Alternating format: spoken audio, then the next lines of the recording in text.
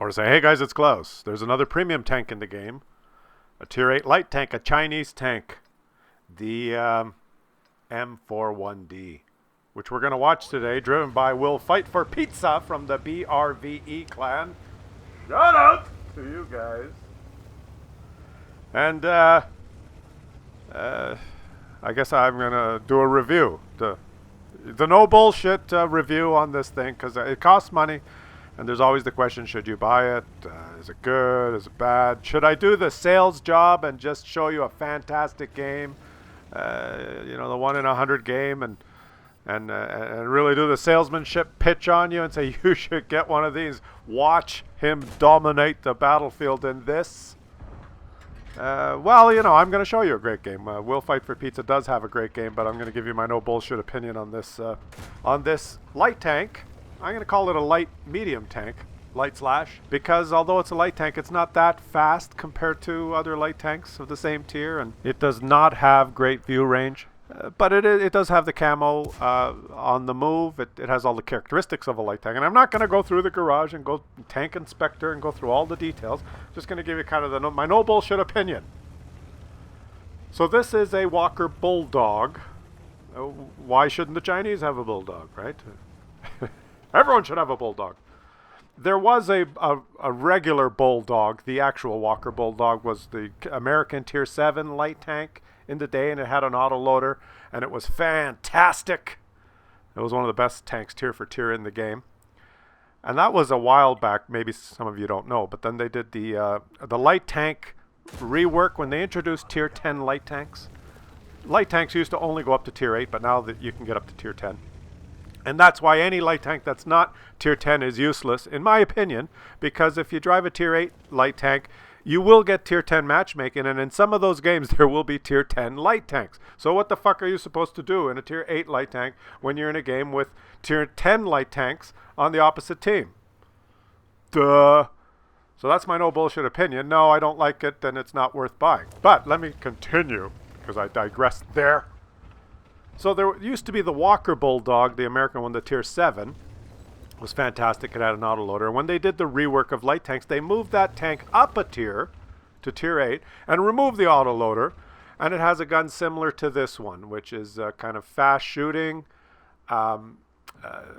It does not very much damage per shot. And, it's a kind of an underwhelming gun in every way at Tier 8. So now the American Walker Bulldog is a hunk of shit. Now this thing, I just said it has a similar gun, but this gun is a little better because, they spiced it up a bit. They gave it APCR as the regular ammo and a premium APCR shot that has really fast shell velocity and really good aim time. All the gun handling characteristics are really good, as you can see here in the replay.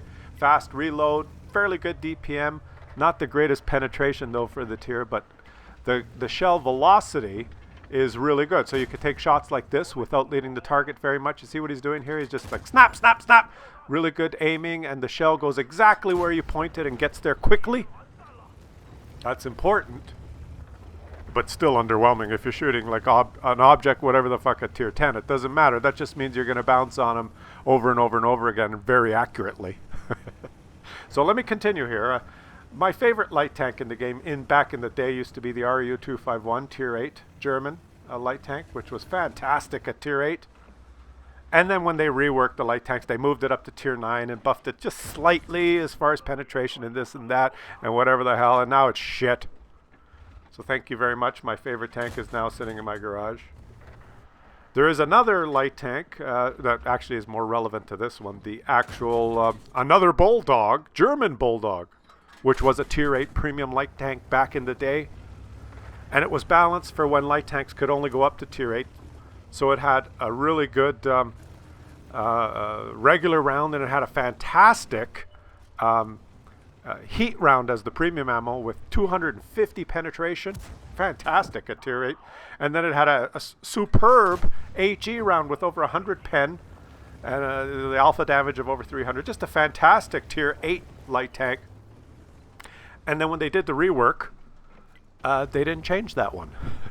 So now, because, well, it costs money, and if you happen to have one, the, what is it called? The Bulldog, the GF, the German one, it's still tier 8, and it still has those characteristics, and it's orders of magnitude better than this thing. It's the same tank, but with a way better gun. But to be fair, all those rounds on the call it the girlfriend tank, the German Bulldog, the tier 8 premium, all have slow shell velocity. So even though you get 250 pen heat and you get the HE round that, a better HE round as far as penetration than say the E100, which is a tier 10 heavy as far as penetration, not damage. The shell velocity is so slow, the shots just lob in, and it's very hard to hit targets if they're moving. And remember that RU-251 was balanced in the day where tier 8s always saw tier 10s, so it had to be that good. Basically, what I'm saying is that they reworked the light tanks. My favorite light tank is now shit, the RU-251. Other people's favorite light tank, a lot of people, their favorite light tank was the Walker Bulldog at tier 7, is now shit at tier 8. And now they've got a new premium tank that's basically kind of like a Walker Bulldog at tier 8, which in my opinion is also shit. Underwhelming in every way. But we are watching him dominate with, I mean, he's spamming premium ammo like a motherfucker here. And every dog has his day, and let me give you the no bullshit analysis here. If you like light tanks, if you're good at them, if you have a great crew, I've said this before, you'll love this thing because it's mobile, it has very accurate gun. You're going to be the underdog, and if you're a skilled player, you're going to do well, and you're going to really be rewarded by having great games in this thing. Because I mean, look at it; it is fun. Oh, he was spotted there. One of the first times he's spotted. But this gun, I mean, it's an accurate little thing. Little thing being the two keywords there. Little. It's a very little gun. Did I mention the gun is little?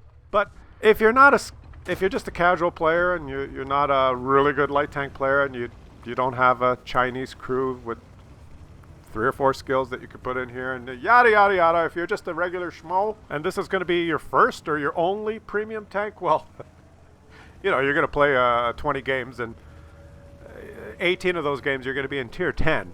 You're going to fight Object 907s, E100s, Type 5 heavies. Come on. You're going to get one shot in a lot of games. And I didn't even mention this. This is probably worth mentioning statistic-wise. This thing doesn't even have very good view range. You need food, and you need all the crew skills to get the view range to be competitive with the other light tanks. I think it only has 390 as base view range, which is not very good. So, the no bullshit opinion. If you will fight for pizza, this guy is a great player, and he's making it work, and he's showing you the possibilities that you could have a game like this. But this is not a sales job. 99% of your games will not be like this. When you spawn and you notice the enemy team has 7 tier 10 objects, your game will not be like this. And I don't understand it. I don't understand the IS-3A comes out, and then there's occasionally this really overpowered beast that's released by Wargaming, and then they come out with stuff like this, which is, to me, if all those overpowered things didn't exist in the game, this would be a nicely balanced, really fun tank. But after the Object 268 version 4 and the IS-3A, the Defender, and the new SU-130 PM, and all that, after all that stuff's in the game, and then this comes out, what the fuck? Why would you want one of these when there's all those better ones that are obviously designed to be fantastic and better than their counterparts? Why would you get this thing that's probably, in my opinion, worse than the German tier 8 Bulldog, and just about the same as the American Bulldog, maybe a little better gun handling? You see what I'm saying? What's the strategy? Just release the obviously overpowered pay-to-win ones, and then come out with kind of the underwhelming one. Maybe this is for the players that just want to collect them all and a really good player, so they'll make it work anyway. I don't know. Leave it in the comments. That's my no bullshit opinion. And I hope you think about those things before you decide whether you want to buy it or not. Don't just look at the statistics, okay? Don't just look at the numbers, because think about what I said. I think I'm giving you my no bullshit opinion. So leave it in the comments if you've played it or if you have experience, and let everyone know what you think.